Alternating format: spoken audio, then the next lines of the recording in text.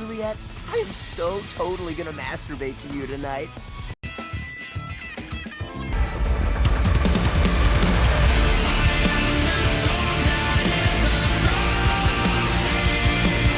Lollipop Chainsaw is a game that was literally created on a toilet. As Sura himself said that the moment that something comes out, an idea comes with it.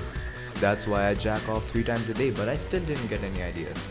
Anyways, this game's boss roster is magnificent. Except 2 dots, I think all the bosses are pretty awesome, and because Lollipop Chainsaw is coming back with a remaster, I decided to add to the hype for whenever it comes out in my own way. Also, before I started making this video, I kinda got deep-throated because I casually got respected by men and they left me all used up. I am damaged goods now, but I got better as the video progressed. So now that you know that, enjoy watching all the Lollipop Chainsaw bosses ranked from worst to best. Ikuzo! Number 6. Killability. I knew that Killability was a parody of something, so I decided to search up Killability parody and I got Kill Bill and XXS parody. And that was a good session, but my question still remains unanswered. Anyways, Killability is just a really average boss fight. Not like I was expecting anything more out of it when I took a good look at him, but what really pissed me off was the fact that I had to fight this fucker over 3 times because of a bullshit quick time event where you just had to the quick time event before it even happens, so just start mashing that shit. And the only way you know that's the case is if you die a couple of times, which would be fine and fun if this boss wasn't so boring and repetitive to begin with. Comment down below who this guy is a parody of, cause I really wanna know now. Number 5. Oh, look at that, it's the Fap Mobile controlled by Stephen Hawking. Half of this isn't even my joke. I had high expectations for this boss, mainly because of his very fruitful personality, which definitely was not inspired by 8 feet piles of cocaine and C-3PO and Stephen Hawking's. And now the first phase is kinda awesome. You can do a lot of these, I don't know what to call this, rainbow shit on LGBTQ plus moves, and also this cool bomb move which comes straight out of Mario 64. But then he starts hovering in the air with his IFFM, identified fucking Fap Mobile, and thus the boss starts to go downhill, as the only thing you can do is find a spot where he generally can't hurt you, like the crevice of the staircase, and bombard him with like a million chainsaw blaster bullets, so he can finally go down. I still had hope for the 3rd phase, but was disappointed as it just turned out to be a very cool looking yet boring finale to this battle. It's kinda sad because this boss had so much potential, as they could have implemented really unique sections of retro video games as they did in the mission before, which is easily my favorite level in the game, but they for some reason didn't do that and made a really cool boss kinda insufferable to go through.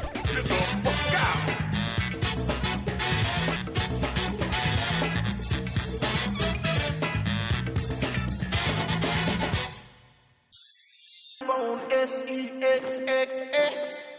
Oh, baby, time to get the fuck out. The first time I saw this boss cutscene, I was like, what the fuck is happening here? Over here the color scheme completely changed from normal to pink and green, and I was completely flabbergasted by this and thought that she was the reason why this was happening, because her character is based around illusions.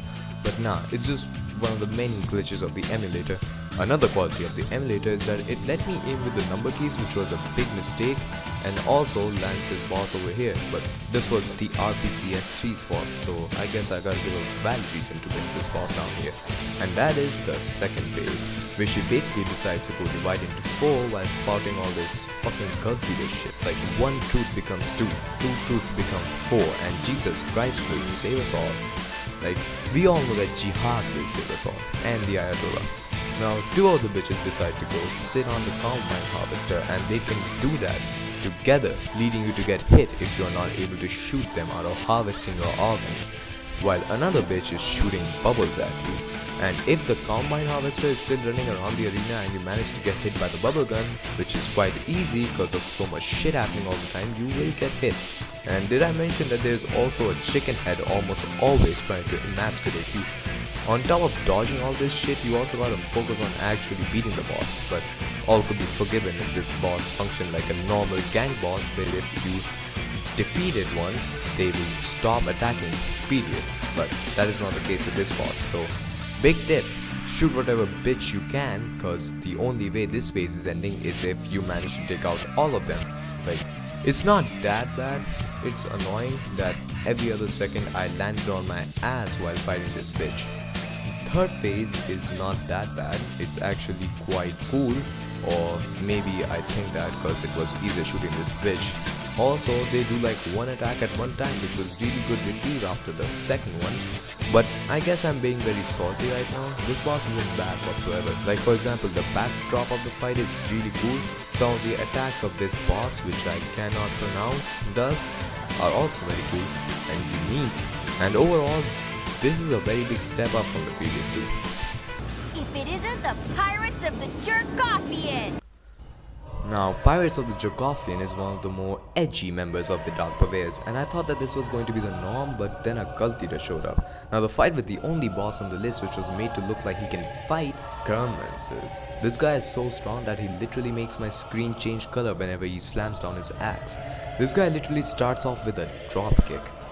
Now, the coolest part about this battle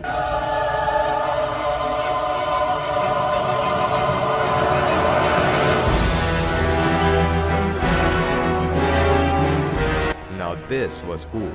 Now, I couldn't have imagined how a fight between the Pirates of the Jerkophian and a girl with a lollipop in her mouth, a guy's head on her ass, and a chainsaw in her hands would go down. And now, I know.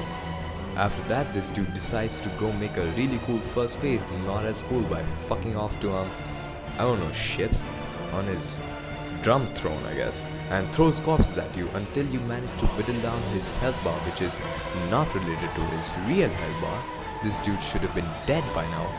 After that, he becomes half the man he once was and twice as dangerous, as now his dropkick trained legs have got their own health bar and can come back to life. This phase is kinda the same, except now every time this fuck does anything, my screen goes to shit, and what the fuck is even happening here? Is this supposed to be my metaphorical heartbeat going higher? I have no fucking clue, but it makes the boss cooler, so yeah.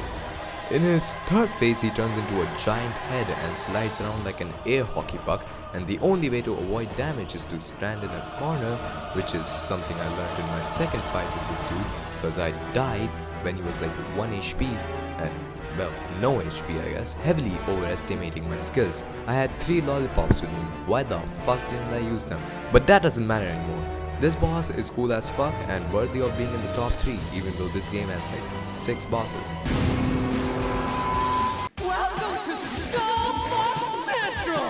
Take this, whore! Bitch!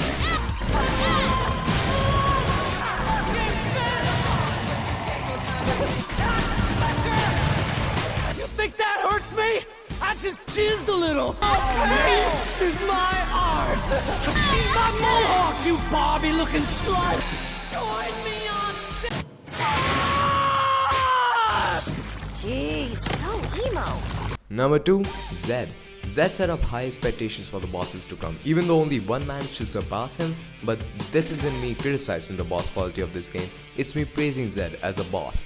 This dude can run like the Flash, smash his glow stick into the ground to create a volcanic reaction, and he can throw really emo words at you. But that's just the first phase. The second phase is pretty much a gimmick the whole way through, where you pretty much have to destroy all the small speakers while Zed throws his mohawk boomerang attacks at you when he jumps, and also if you don't interrupt him while he is spouting nonsense, he will bring back all the speakers. After that, he brings in one big ass speaker where he can do attacks from the top, look at you directly through the screen, which caught me off guard, and fail in managing to do anything in this phase to you. The third phase adds this one attack where he hypes up and comes at you with his mohawk projectiles and does a literal stinger. But if you do manage to dodge this attack and the boomerangs, you get to half this dude's HP bar if you wanna. This dude's literal swan song is his final attack where he pretty much shouts yeah, and you gotta get in close and land a final hit, which easily makes for the best finale of any boss fight. The soundtrack is chill, the backdrop reminds me of this, and Zed is so emo that you can't help but love it. This boss rocks.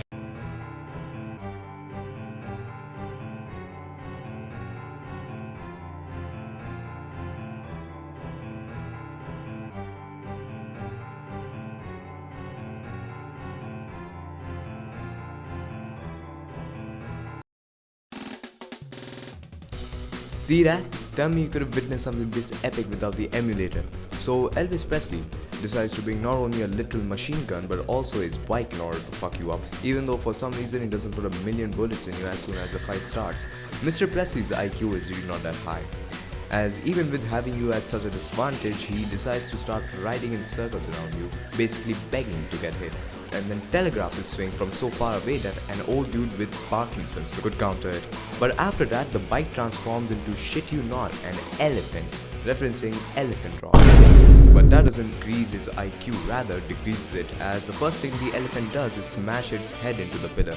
But the elephant can moonwalk and shoot you while he's doing it, so everything is forgiven. He can also throw his saw hand at you, which he can also use to do some melee swipes with. After he loses one leg, nothing really changes, but when you take out both his legs, he turns his mecha elephant into a car, which has one move, this. I wasted too much time on this phase. After you take out both the arms in the next phase, yes, I know there are a lot of phases, and I also know that this isn't the last one. He starts combining his attack where he, in a way, does the rush attack 3 times, but then in the last phase, Elvis Presley starts using his grenade launcher, and whatever amalgamation the boss is right now looks like it's straight out of Mad Max, and also shows the dangers of fighting a car as a human being. This was never meant to happen. Look at how fast that was. It is an understatement to say that Elvis Presley has gone berserk, because the fight feels like it's going on 2x speed, but god, this boss is one hell of an awesome experience.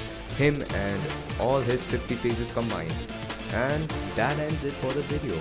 Be sure to like if you enjoyed watching the video, and I'll probably upload next in like October because, you know, exams. The video to expect will be ultra kill, so until then, see ya.